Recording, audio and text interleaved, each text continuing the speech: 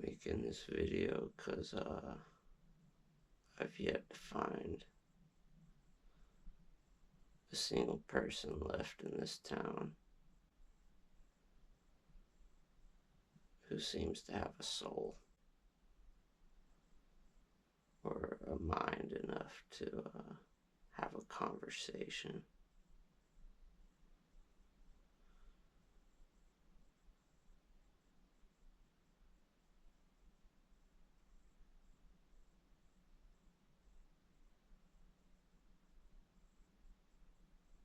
They seem to spend a lot of time talking about me behind my back, but never took the time to speak to me and ask any questions. They only make a bunch of assumptions, a bunch of racist, bigoted, hypocrite assumptions. You know,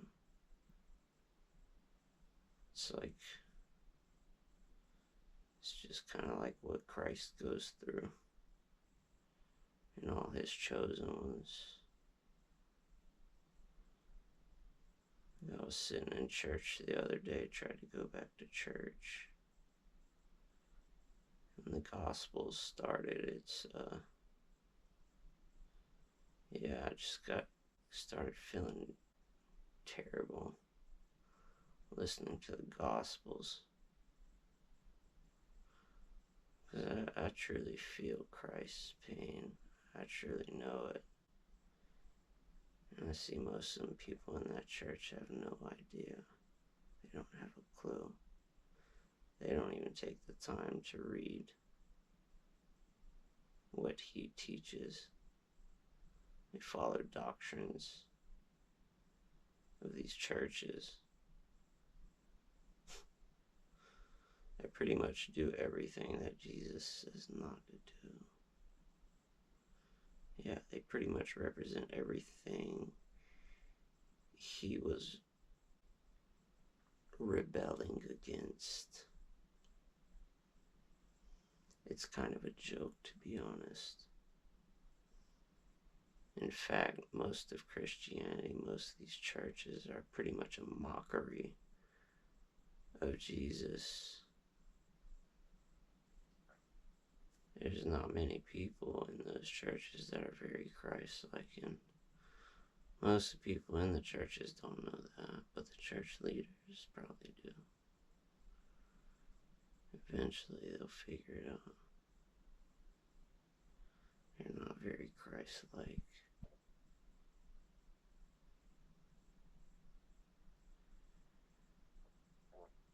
Christ is, he's like the one that gets persecuted and hated on for no reason. Because he's a little different. He's a little too nice. Mr. Nice Guy. He's too nice to people because he feels too much. More sensitive, more emotional intelligence. More connected to nature and energy.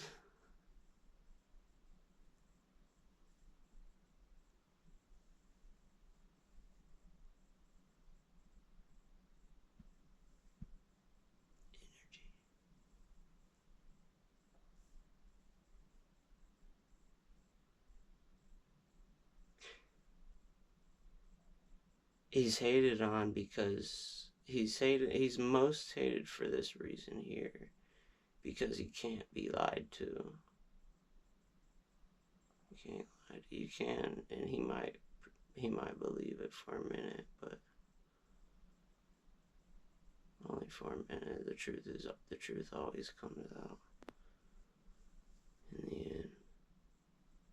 It don't take very long, because Christ doesn't listen to your words. He reads energy. Yeah, like I read energy. That's why I stay away from people, because I'm reading their energy. They pretend to be a friend or family or teachers, this, doctors, this or that. But I can tell when they're being genuine or when they're just talking up their ass. And that's why people don't like me, because I don't listen to their bullshit and then go and repeat their bullshit as if it were true. Because I can tell it's bullshit. And I don't want to look as stupid as them.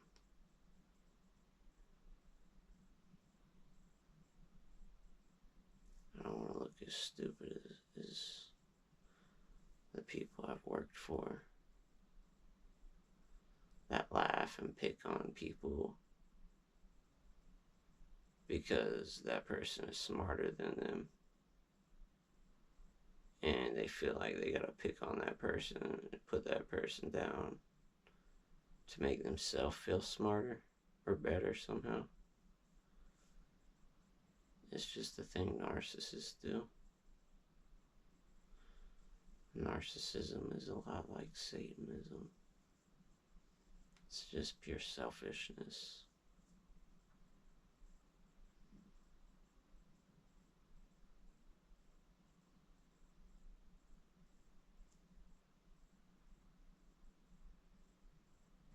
But the people who are Christ-like in this society are like the scapegoats, the black sheep of the family, the most hated, persecuted, probably smart, probably a genius, might have some mental disorders because they're so hated by everybody.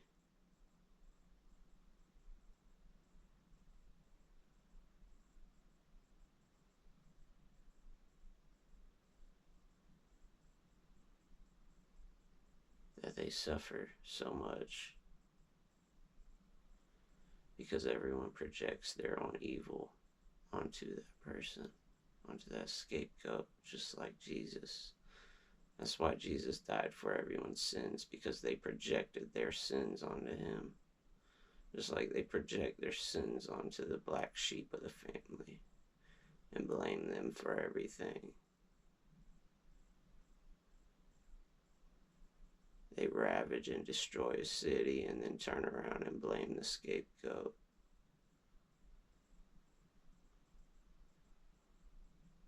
And send them off into the wilderness to take their sins away.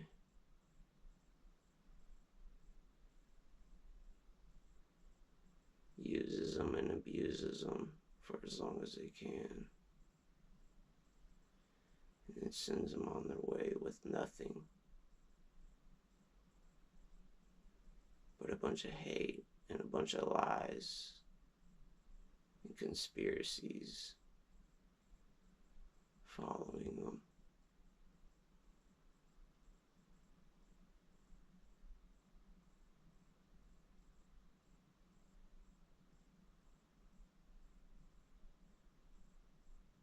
Like all these nutcases that have been following me, thinking that I'm the bad guy, when I've been doing nothing but speaking the truth, because that's what Christ is. Christ is the truth. He is the light. And what do y'all do? What do? They do nothing but lie. They can't survive without lies. They can't go a day without lying. Their belief system is a lie. Their whole life is a lie.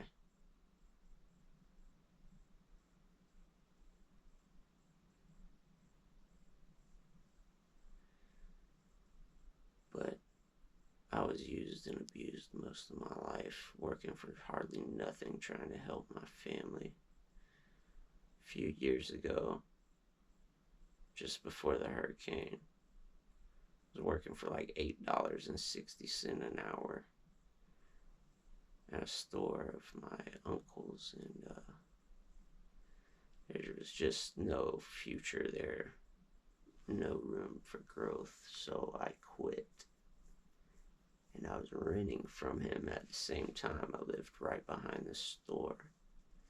Like the day after I quit, I was walking to the store, and my uncle and a bunch of his workers were out there outside. And my uncle storms up to me yelling and screaming at me like I'm a child or something. And he pushes me up against the truck and everything, and we get to like kind of wrestling and stuff. And then my dad runs over and tackles me, so my uncle and my dad are tackling me out in the middle of the street just because I quit my job working $8.60 an hour.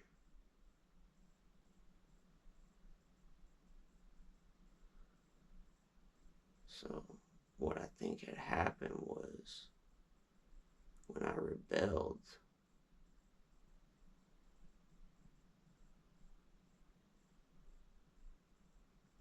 against them,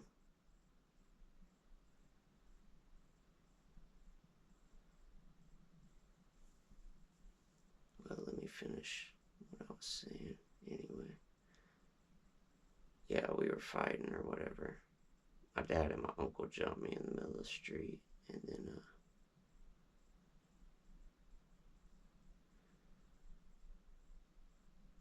it gets broken up or whatever. I don't know. When he gets up, he yells at his wife to grab the gun out of the truck, like I'm gonna do something crazy. I'm just going back to my apartment, so shit.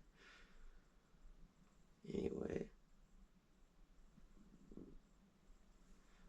I don't have much time on here, so I'm gonna skip to where I moved to my aunt's grandmother's house in Panama City in Kings Point.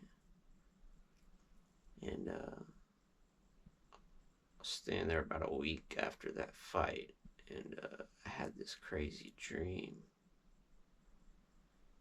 that I had become. It was like the 1900s, early 1900s, back in time, and I was living there, and I had got rich, become a billionaire off a soda company, and started all these other corporations, and basically took over uh, a large portion of Florida.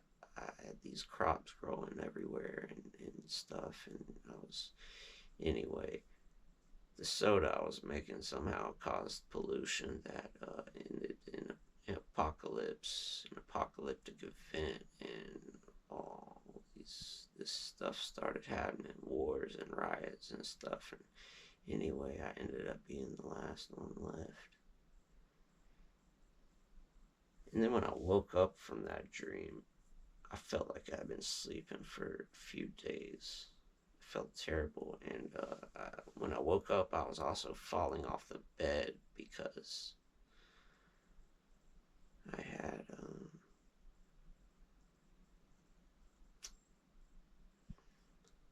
had something going on. I forget the name of it.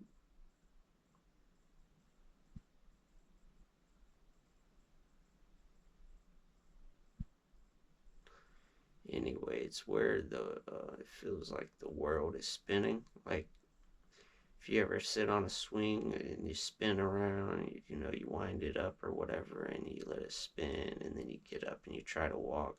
That's exactly what it feels like right when you get up and you're super dizzy. That's what it feels like. I fell off the bed and I jump up, and that's how I felt. And it didn't go away. It stayed like that for several days. 3 or 4 days I was walking around like that, like the whole earth spinning and spinning and spinning. And also everything was backwards. I'd try to turn right and I'd go left, or if I tried to turn left, I'd go right.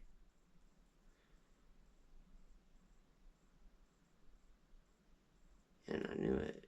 I felt like it somehow had something to do with the hurricane too, because the hurricane was on the news at that time.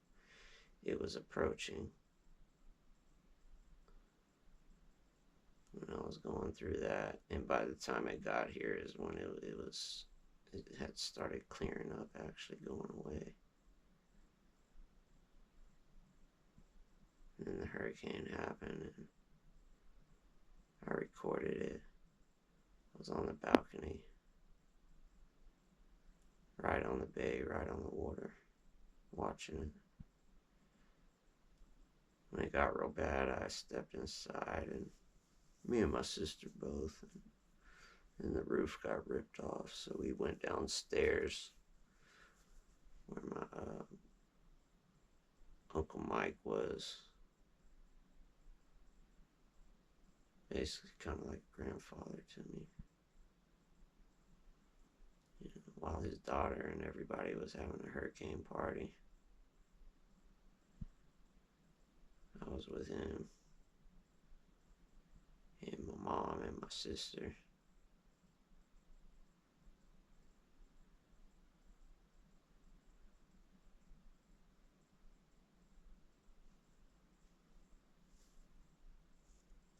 But anyway, after the hurricane, fast forward a month to November, November, day before Thanksgiving,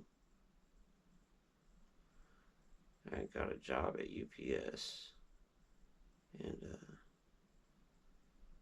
was a nighttime job, and it was probably a big mistake because I didn't have any transportation. I had to ride my bike and in the cold, and yeah, that sucked.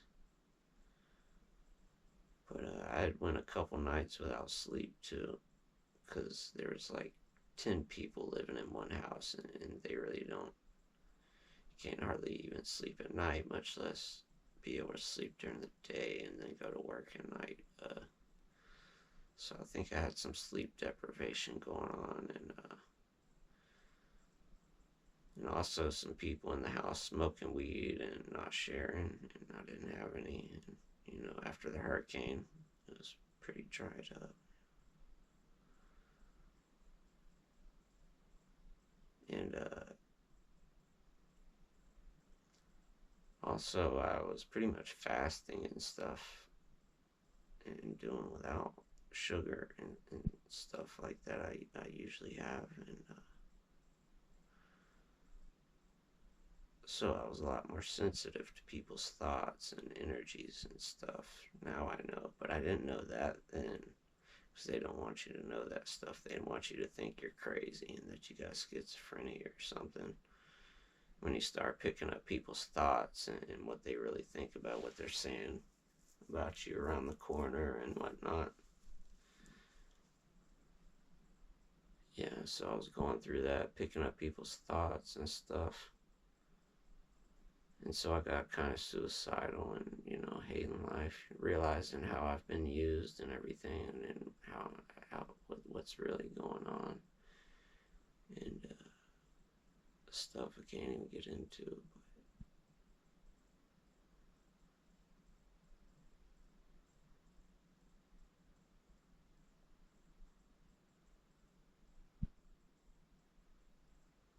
What did happen?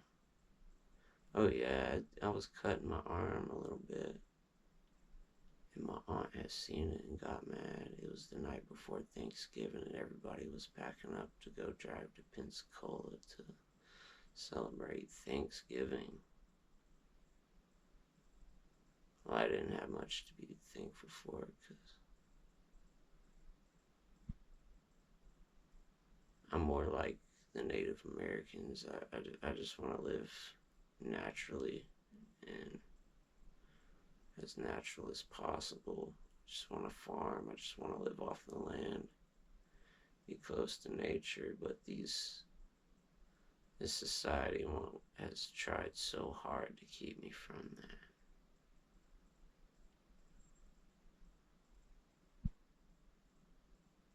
And my family especially. They seek to sabotage everything I try to do for myself. So she got mad I was cutting myself and tried to kick me out of the house on the coldest night ever. And I had spent the night before walking in that cold, and I wasn't going to do it again. So I just went to the kitchen and, well, first I started to pack up some clothes, but I changed my mind, and then I went to the kitchen for a knife. And I picked it up with my left hand for some reason. I'm not right-handed, I mean left-handed. Picked it up with my left hand and cut my arm.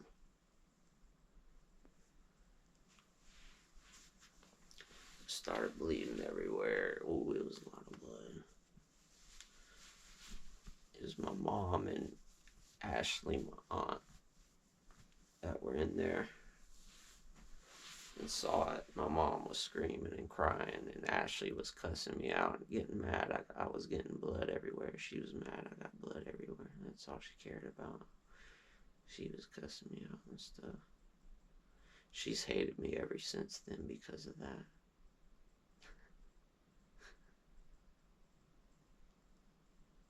Could you imagine? You're dying in somebody's kitchen and they're mad you're getting blood everywhere. And guess what? They're your own family. Yeah. Lovely bunch.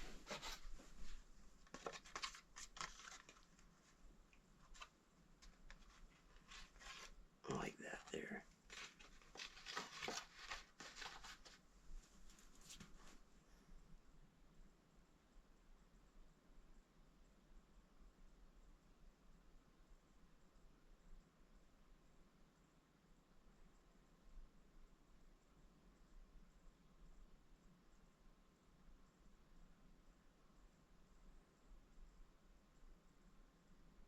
Anyway,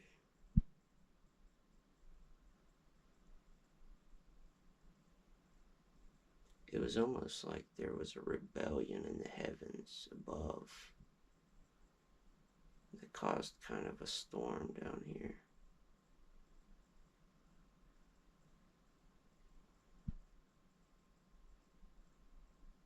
And I seem to be the only one that has learned anything from it.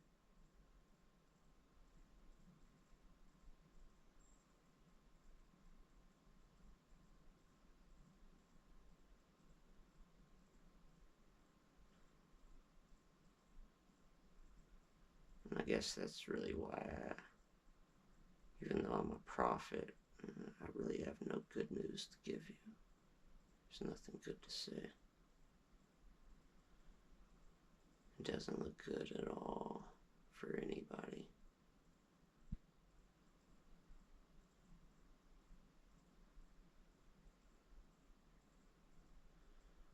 For the way they have treated me and my people.